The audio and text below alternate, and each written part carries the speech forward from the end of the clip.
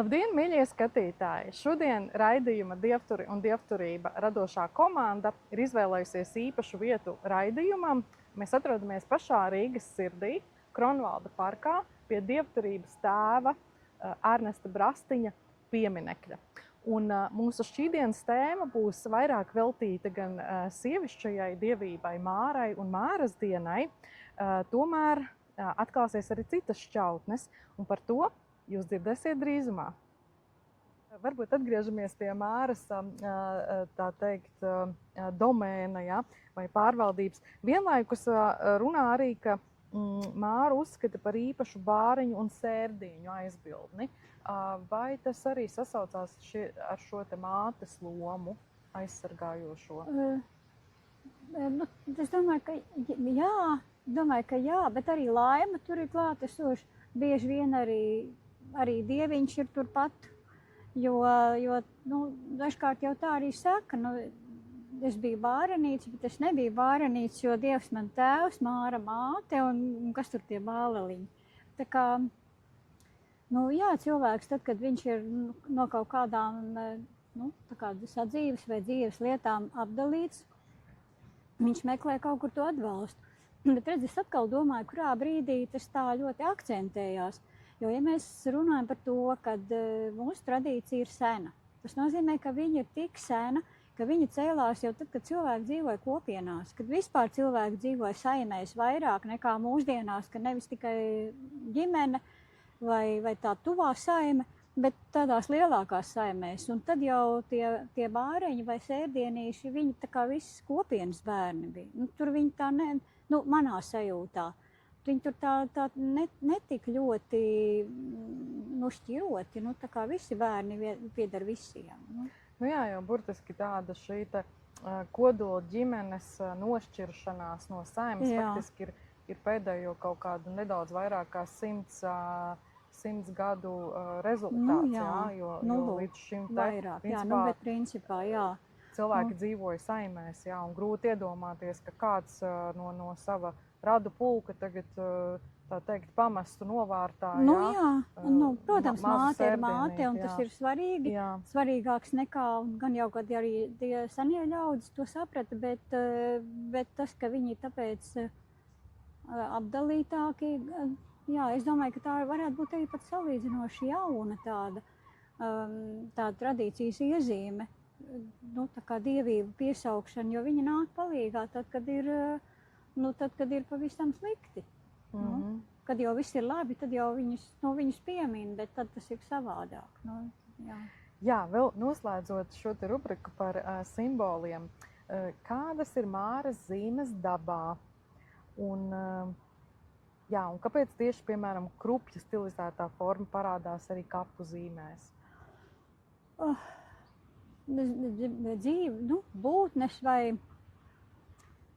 Būtnes vai tādas esības, kas ir grūtāk izskaidrojamas, es pieļauju. Jā, nereti dainās piemin krupi, melno odzi, vaboli, sarežģītākas. Māras krāsas ir melnās, bet Māras krāsas ir arī raibās, jeb melnraibās, melnbaltās precīzāk būtu teikt. Jo Māras potiņas ir vai melnas, vai melnraibas. Tā kā melns ir balts. Mēs arī dainās mazāk redzam brūno govju. Dažiem cilvēkiem patīk teikt, ka latviešu tradicionālā brūnā gotiņa. Ne visai. Ne visai, tā ir jauna, salīdzinoši jauna šķirne. Varbūt 100 gadu viņai ir. Kādi tad ir pieminēti? Mēs visbiežāk dainās, daudz biežāk ir melnraibās un daudz biežāk ir melnās govis. Pat melnas, nevis raibaliņas, jā? Jā, raibaliņas, bet brūnās salīdzinoši, pat ja dainas lasa, salīdzinoši mazi viņi ir. Salīdzinoši mazi, jā. Līdz ar to mums tā mūsu pasaule, mēs jau esam pieraduši, ka ir brūnas, tagad jau ir arī baltas un vēl visādi, bet principā, visvairāk laikam melnraibās vai melnās. Jā, labi. Nu, tagad pievērsīsimies rituāliem. Kādas rituālus tradicionāli veica no rīta līdz vakaram šajā dienā? Un vai kādus no tiem esi arī tu realizējusi un arī turpini realizēt, vai atceries, piemēram, no savas bērnības? Tā kā mēs jau runājām, šis laiks ir saistīts ar auglību, ar ražu. Un, ja mēs skatāmies tajā nosacīt mūsdienu tradīcijā, šajā laikā, jūlija beigās, visus svin saimnieču un saimnieku dienas, vai ne? Jēkabs un Annas. Manā dzimtā bija gan Anna, gan Jēkabs, un tad Annās vienmēr bija ļoti bagātīgi klāts galds ar radiem draugiem, kaimiņiem un visu iespējamo, jo vecānta bija kautsmīndieta un viņa to visu bija mācījusies, viņa to visu darīja. Savukārt vectēvocim bija zirgi, un tad viņš atkal lepojas ar to, kāds tas viņa ganāmpulks. Tas gan bija kolhozs ganāmpulks, bet, principā viņš bija tas aprūpētājs. Tā kā mūsdienās māras tradīcija drusciņi stiepusies plašumā, un viņa ir sākusies, es pieļauju ātrāk, bet varbūt, ka tur ir atkal kādi citi kalendāri iejaukušies, bet šajā laikā ir tas uzsvars ir uz ražību, uz auglību un uz to, ka es par to priecājos, es dalos un es ar to lepojos, kas man ir. Un tas ir ārkārtīgi tā svarīgā lieta, jā, ka katrs lepojās ar to, kas tad viņam tagad tur ir uzaudzis. Un, ka, būs labs gads, vai ne? Nu jā, un mūsu pieminētā jau maizes cepšana, vai to var uzskatīt arī par tādu kā dievestības rituālu, nevis tikai kā saimniecisku darbību? Es domāju, ka māras laikā noteikti, vai tā pirmā maize, kas tiek cepta. Es vispār gribu teikt to, ka manā sajūtā tā senā sabiedrība varbūt nerīkoja tos rituālus tādā izpratnē, kā mēs viņus šodien esam pieraduši. Mēs tur sanākam, un tad mēs tur kurinam uguni, un tur ņemamies, un tur ilgstoši viss notiek, un tur viss izpaužās ļoti radoši un skaisti un ārkārtīgi iedvesmot. Es domāju, ka tā senā sabiedrība drīzāk darīja tā, ka viņa to ikdienu ritualizēja. Nu, ka viņa ar īpašu attieksmi viņa gāja to pirmo maizi cept. Un, ja tur nebija, ir jau ticējumos rakstīts, ka bija vēsāki gadi vai nebija vēl tie rudzi tā paauguši, tad tur to putru vārīja, bet kaut kas tāds bija jādara, bija tai mārai kaut kā jāpielabinās, ar viņu jāsabalsojās, jāsaskaņojās, jāpielabina. Rituālās darbības bija svarīgas, jā. Jā, bet es nedomāju, ka tie tur bija kaut kādi rituāli kaut kur ārpus tās visas ikdienas, kurā tie cilvēki dzīvoja.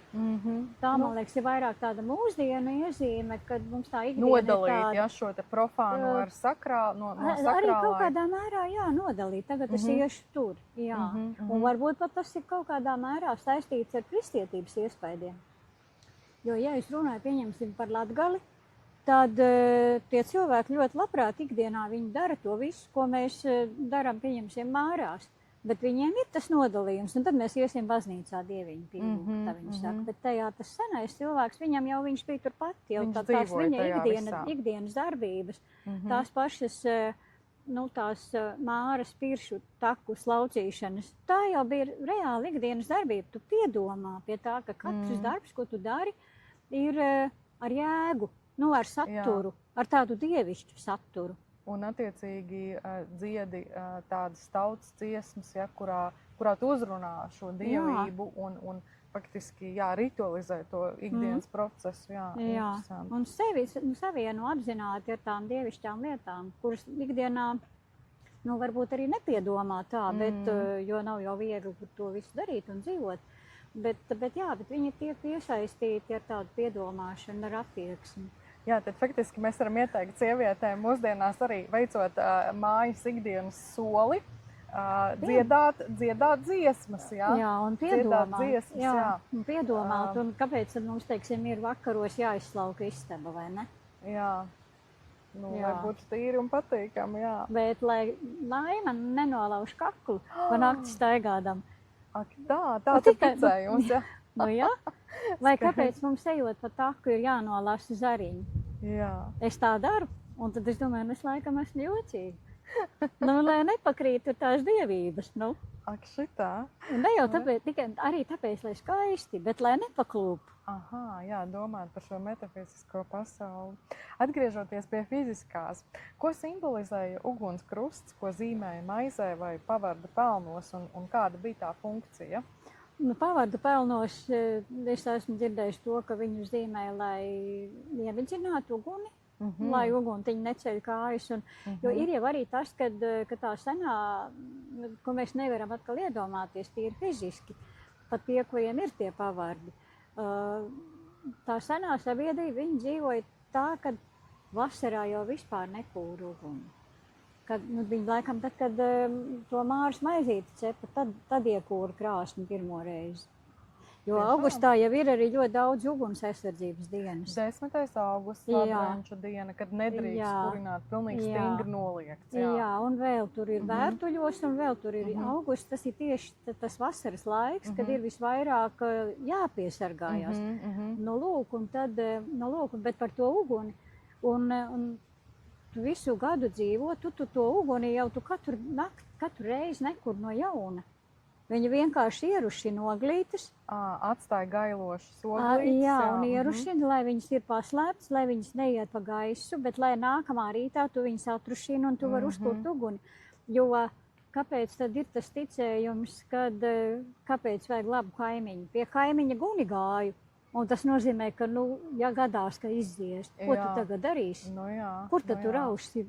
Berzīs? Nu, droši vien, bet... Princips kā tāds, viņas centās saglabāt, turēt, lai viņas nenodziest. Un arī, lai neizdara nedarbus. Vai ne? Jā, runājot par mielastu, ja? Protams, ka maizes cepšana, tas ietver sevi, un vispār jebkuras rituālas darbības parasti ietver sevi arī šo te rituālo mielastu, ja? Nu, skaidrs, ka visticamāk, ka maizīte bija centrā, bet vai tu atceries vai zini no kādiem dainu pierakstiem vai vēl no citiem avotiem, ko vēl mēdza celt galdā Māras dienā? Vai bija kaut kas īpašs vai tomēr gluži nē? Nu, Māra ir arī sviesta Māra, un itin bieži viņa ir sviesta Māra, un tāpēc arī tas, kas nāk no gotiņas, piens, sviests, sviesta kulšana Mārās bija ļoti īpaši svarīga. Jo sviesta kulšana jau arī ir tāds, nu, tā kā atkārtots Māras pasaules radīšanas rituāls, tā darbība. No vienas vielas top nākamā, top cita, no krējumiņa top sviests. Un cilvēks ir tas, viņš atkārto to, ko Māra dara. Viņš pārrada pasauli. Cik interesanti. Jā, ļoti svarīgi ir arī piena produkti Mārās. Jā. Principā centrā maizīte, piena produkti un viss pārējais, kas nu ir izaudzis saimniecībā. Ja? Jā, es domāju, kas tajā brīdī ir. Jā. Pārējot varbūt pie tādas jautrākas sadaļas, ja ikvienmēr jau, ikviena svētki parasti jau saistās ne tikai ar tādām kaut kādām rituālām darbībām, ja, bet tā vienmēr ir jautrība, tā ir priecāšanās, ja, tās ir rotaļas un spēles. Jā, arī rituālās darbības nav nekādas tur grūmiem dzīviem. Jā, tieši tā. Nu, un zinot, ka Māras diena bija jaunu ļaužu pēdējā lūkošanās un precību diena vasarā, kādas rotaļas, dziesmas vai sanākšanas jauniešiem šai dienā bija raksturīgas? Ko viņi darīja? Es nevaru ļoti apgalvot, pirmkārt, es nevaru ļoti apgalvot, ka tā bija pēdējā, jo mana sajūta ir mazliet citādāk. Es domāju, ka cerējās visu gadu, jo tāpēc, kad ir taču viena tā tautas dziesma, kas ir Jāņos viņu dzied, un tad ja es tur nedabūšu, ja Jānīti nedabūšu, tad man vajag Pēteru, un ja Pēteru nedabūšu, tad tur Jēkabu, un ja Jēkabu nē, tad ko tur Bērtuli vai ko tur vēl, un šitā viņi iziet cauri visam gadam, un ja Andrēja nedabūja, kas rudenī, novembrī, nu tad man vispār vairs nevajag. Tas nozīmē, ka ne jau tas, ka tā meita tagad ir tik griboša, ka nu, viņa tagad nevar saprast, ko viņa tagad grib un ko nē, un ko viņa dabūs un ko nedabūs, bet tas rāda to kalendāru.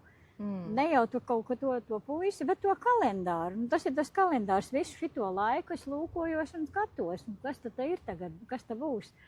Un tas tā pašā ziemā varbūt gluži nē, bet līdz ko visu laiku. Lūkošanās notiek visu laiku. Lūkošanās jau jā, bet priecības, protams. Pieļaujot, ka tomēr lielākā dienas daļa pagāja, tā teikt, ikdienas darbos, jā, veicot dažādas, apkopjot, uzturot savu saimniecību un sētu. Un teiksim, tādas sanākšanas, kad tautas sanāca kaut vai tuvāki vai tālāki kaimiņi, visticamāk jau, ka šie bija tie svētkos, jā, protams, gan Jāņos, gan citos godos, protams, ka tā ir, un arī varbūt, ka vēlākos laikos arī tie tirgi. Arī tie tirgi, lieliski iespēja, protams, un ziemas laikā saskatīties, padancot, ja, kur ir ziemas laikā kontakts. atkal savukārt masku gājienos ejot, jo vienmēr palūkojās, kas tad tur tajā mājā notiek. Ne jau tikai tā vienkārši aizgāja. Nu, tā kā, Jo protams, rotaļa jau funkcionē arī kā tāda iespēja, kur diviem jauniem cilvēkiem ir šis te, teiksim, tāds leģitīms fizisks kontakts. protams, un kas arī tā ir visas saimes saskaņotības. priekšā. Jā, tieši tā, jā. Kur teiksim, caur šo te spēļu, rotaļu, deju, tā teikt, rituālajām darbībām, jā, vai teiksim, vienkārši dancošanu un priecāšanos, jā, ir iespēja sajust vienam, arī parunāt un saprast, kas tas par cilvēku. Jā. Un tas ir, protams, tas ir šis laiks, vēlākos laikos, tas ir šis laiks, jā, kad izgāja ārā sabiedrībā ar to savu produkciju, kad aizbrauc uz tiem tirgiem un tam līdzīgi, jā. Nu jā, par precībām jau, protams, tas ir cits, bet tā lūkošanās, vismaz Mārģeris Grīns raksta, ka ja nu nesanāca mārās, tad Miķelīšos ir tā pēdējā diena, bet kā tu saki, jā? Andrejiem var, jā. Ja no Andrejos vairs ne, tad atkal aizēj masku gājienā un gan jau tur kā jā, būs jau labi, jā.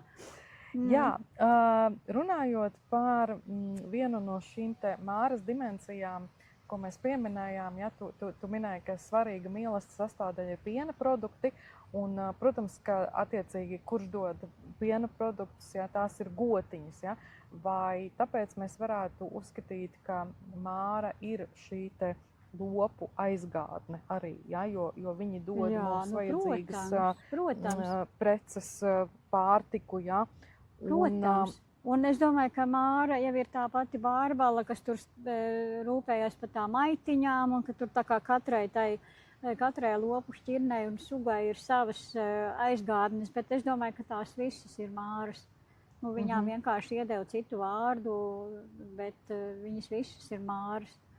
Vai tu atminies kādu īpašu rituālu, kas ir saistībā tieši ar māru kā lopu aizgādni? Man liekas, ka tā māras, pirmkārt jau māra tiek piesaukta vienmēr un visur, bet piesaukta dziesmās, jā, ar dziesmām? Jā, pārsvarā jau dziesmās, bet arī ticējumos, arī ejot tajā lopu kūtī vai kaut kā tam līdzīgi, vai zīmējot kaut kādas aizsardzības zīmes, ko zīmēja govīm un govīm ir īpaši, jo viņi jau ir, bez viņas jau nevar, tur cilvēks var izdzīvot. Jā, protams. Jā, viņš jau bez viņas nekas. Tas ir galvenais, tāpēc viņa arī ir tik svarīga. Jā, un tagad varbūt pievērsīsimies pie tādas pragmatiskākas dimensijas. Mēs esam daudz runājuši par to, kā bija, kā to darīja zemnieki, jā, tātad, kuriem bija sava saimniecība. Bet ko darīt mūsdienu cilvēkam, kuram nav sava saimniecība un kurš dzīvo pilsētvidē? Jā? Kā jēgpilni atzīmēt māras dienu? Tātad, lielākoties laikam sievietēm, par vīriešiem mēs runājām, ka tas ir tāds strīdīgs jautājums, ja cik lielā mērā vīrieši gribētu svinēt un to saprast, bet tātad sievietēm, kā pilsētvidē atzīmēt māras dienu? Kādi būtu tavi ieteikumi? Es nezinu. Es domāju, ka ja katrs jau var izbraukt tomēr dabā un apzināties to, ka tā māra ir tā daba mums apkārt. Kas, man ir grūti iedomāties, kā ir tad, ja nav nekādas saimniecības, jo ir jau, ja nav pašām, tad ir draugiem, tad ir vēl kaut kam. Un es domāju, tā apzināšanās par pasaules dabiskumu, par dabas nepieciešamību, par mežu nepieciešamību mūsdienās. Tā kā, piedomāt pie tā, ka mēs jau bez tā daba jau bez mums izdzīvot, bet mēs nevaram bez viņas. Līdz ar to mums ir tā kā iespēja padomāt par to vairāk vai izbraukt pašam, atrast sev kādu mīļvietiņu, kur pabūt. Ne tikai mārās, bet jebkurā laikā, kaut kā tā, to mēs jau varam. Vai mēs varam piedāvāt sievietēm pat dzīvoklī, taču lielākajai daļai ir cepeškrāsnes, vienkārši paņemt un uzcept maizīti pašai mājās, katrai sievietei, ja? Un ar šo te klaipiņu aizbraukt kaut kur dabā. Tā kā mēs šobrīd sēžam kanāla malā, ja? Kaut kur zem koka, pie ūdens, kas ir viena no māras izpausmēm. Ja? Droši vien to var darīt, bet cilvēki ir dažādi. Es, piemēram, necepu maizi, un es neesmu maizes cepēja. Kaut kādā rituālā es varbūt to daru, bet tas ir tad, ja kāds kaut ko saorganizē, un tad es aizbraucu, un tad es tur piedalos tādās darbībās. Bet reizēm jau ir meklētājiem tā, ka viņi kaut kādā brīdī paliek ne jau vieni, bet viņi paliek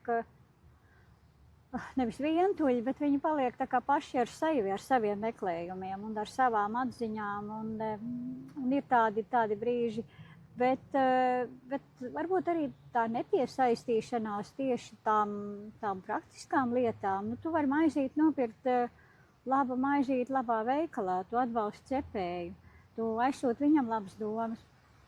Un tu aizsūti labas domas tam, no kā tu esi to sviestiņu nopircis, vai ne? Lai viņa ganāmpulkiem tur iet viss labi un veselīgi. Un, man liekas, ka šādā veidā mēs varam uz to skatīties, ka pat ja mēs paši nedaram vienu vai otru darbību, tad mēs varam kaut kā savādāk. Mēs, piemēram, vienā māras rituālā mums nebija lauku saimniecība, mums nebija tur tuvumā nekas cits, bet mēs kūlām debesmannā. Fantastiski. Un mēs kūlām, un arī tu no viena... Ar savām rokām, jā? Tieši tā, nevis ar tiem visiem kuļamajiem, bet tieši mikseriem, blenderiem, jā. Nē, tieši ar savām rokām un laidām to ļodu papli un visi pakūla savu reizi. Un tas ir tāds, mēs varam būt radoši arī savās attieksmēs. Un tajā brīdī tu esi ar tiem cilvēkiem kopā, tu radi to savu pasauli, tu uzkult no tā šķidruma tās putas, tu dabū kaut ko citu, tu esi aprunājies ar māru, tu esi kaut kādā veidā ar viņu saistījies. Un šādā veidā mēs varam ļoti radoši to visu izdarīt. Un tad, ja sāk darīt, tad tā atskārsme vai tā doma, kā es to varu praktiski ārēji izdarīt, viņa atnāk pati par sevi. Jo svarīgi jau tās domas ir, kur mēs viņus piesaistām. Tieši tā. Un jo vairāk mēs to darīsim savā ģimenē, jo faktiski ar savu piemēru mēs arī mācīsim saviem bērniem. Jā, tas ir attieksmes jautājums arī. Nodosim nākamajām paudzēm, jo vienkārši par to lasīt, tikai runāt, tas nekad nestrādās, ja mums ar to ir jādzīvo. Vai ne? Jā. Un arī tikai tā kā mehāniski atkārtot, tas arī kaut kādā brīdī tas ir labi, bet kaut kādā brīdī jau sāk domāt, kāpēc un ko tad es no tā paņemu. Jā, varbūt tas arī rosinātu, piemēram, sanākt sieviešu pulciņam kopā, ja? Piemēram, Guntai nepatīk cept maizīti, bet varbūt kādu no pulciņa cita arī labprāt ceptu maizīti. Es par sevi domāju, ka man atkal ļoti tas patiktu. Un šādā veidā arī mēs varētu atdzīvināt šīs tradīcijas. Jā, arī tās kopienas, arī tās draugu, dombiedru lietas kopā, un kāds ir rosinātājs, un katrs nāk ar savu to pienesumu. Jā, to sievišķo pasauli. Sievišķās pasaules svētki vispār ļoti skaisti. Jā. Paldies tev, Gunta, par šo brīnišķīgo sarunu. Es Paldies. ceru, ka arī mūsu skatītāji būs uzzinājuši un ieguvuši kaut ko jaunu. Paldies mūsu radošajai komandai, operatoram, un tiksimies nākamajā raidījumā. Visu labu! Paldies!